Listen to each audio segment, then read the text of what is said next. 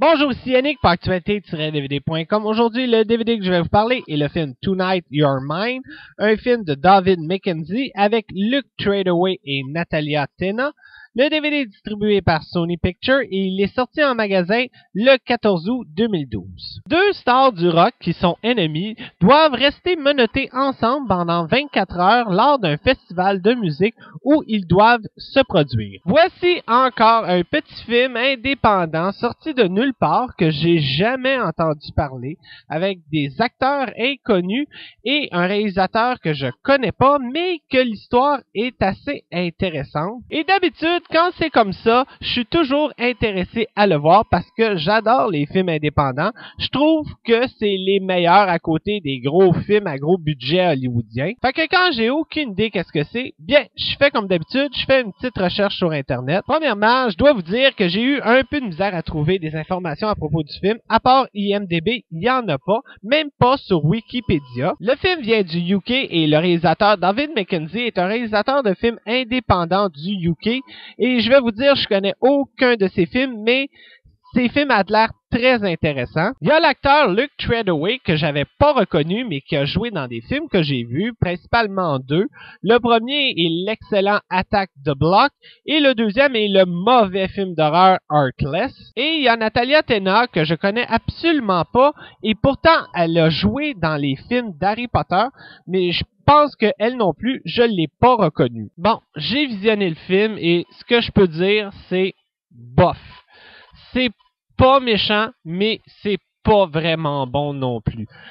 J'ai aimé le film pour juste une raison, c'est parce que je suis un fan de musique, j'adore la musique, et dans le film, il y a beaucoup de musique. Le problème du film, c'est qu'il est supposé avoir une histoire, mais il y en a pas.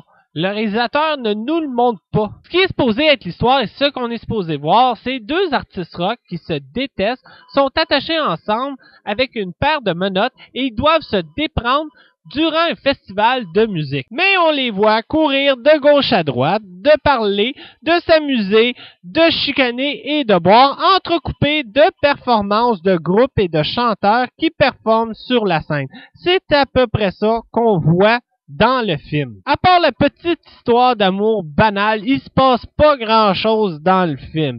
C'est pour ça que je dis qu'il n'y a pas vraiment d'histoire. C'est comme si le réalisateur a commencé à filmer un festival de musique à la Woodstock et qu'à un moment donné, il s'est dit « Ah non, tiens, je vais faire un film avec une histoire. » Et qu'à la fin, comme il se décidait pas, il s'est dit « Je vais prendre ces deux idées-là et je vais les mettre ensemble. » Et ça a donné ce film-là. Fait que côté réalisation, je pourrais dire que c'est très ordinaire. Il y a des moments dans le film que j'ai trouvé qu'on avait de la misère à entendre les acteurs parler parce que, un, ils parlaient pas assez fort, ou deux, c'est parce que la musique les enterrait en arrière.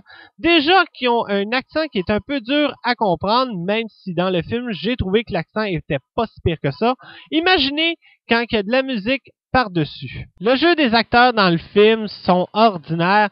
Natalia Tena se débrouille bien, mais Luke Treadaway, j'ai trouvé qu'il était très ordinaire. Il y a l'acteur que j'ai aucune idée c'est quoi son nom, qui joue le rôle du manager d'un des groupes que j'ai trouvé pour une comédie dans une scène très pathétique et pas vraiment nécessaire pour le film. Point positif du film, ben c'est sûr, c'est la musique. Comme le film se passe durant un festival de musique, bien la musique est très présente dans le film. On peut même voir le groupe que j'adore, qui est The Proclaimers, chanter leur grand succès I'm Gonna Be 500 Miles, et on peut entendre aussi le grand succès du groupe Gossip, Harvey Cross. Il y a une scène dans le film que j'ai vraiment aimé où on voit un des deux artistes qui sont attachés ensemble performer sur la scène et que l'autre décide d'embarquer sur la chanson de l'autre. Celle-là, j'ai vraiment aimé. Petit point négatif à propos du DVD, c'est pas les bonus, c'est que le film vient seulement en anglais avec un petit accent et il n'y a pas de sous-titres en français. Mais, fiez-vous sur moi,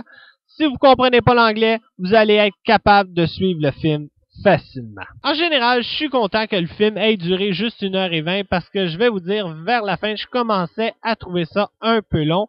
Et si c'est supposé être une comédie, ben c'est dommage, j'ai pas ri du tout. Mais comme je disais tantôt, j'ai aimé le film seulement pour la musique parce que c'est dommage, l'histoire est très intéressante sur papier, mais arrivée sur écran, c'est raté. Si vous êtes un fanat de musique comme moi, je dirais essayez-le, mais attendez-vous à rien.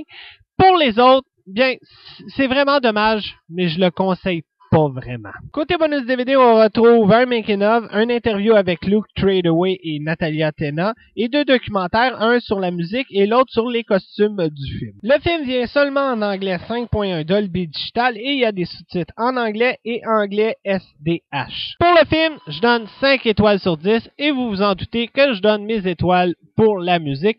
Et pour le DVD, je donne aussi 5 étoiles. En terminant, ce que je pourrais dire, c'est que côté musique, je donne un gros 8, mais côté scénario, c'est un gros 0. Pour un petit film indépendant, c'est dommage, mais j'ai été vraiment déçu. C'était Yannick. Bon visionnement.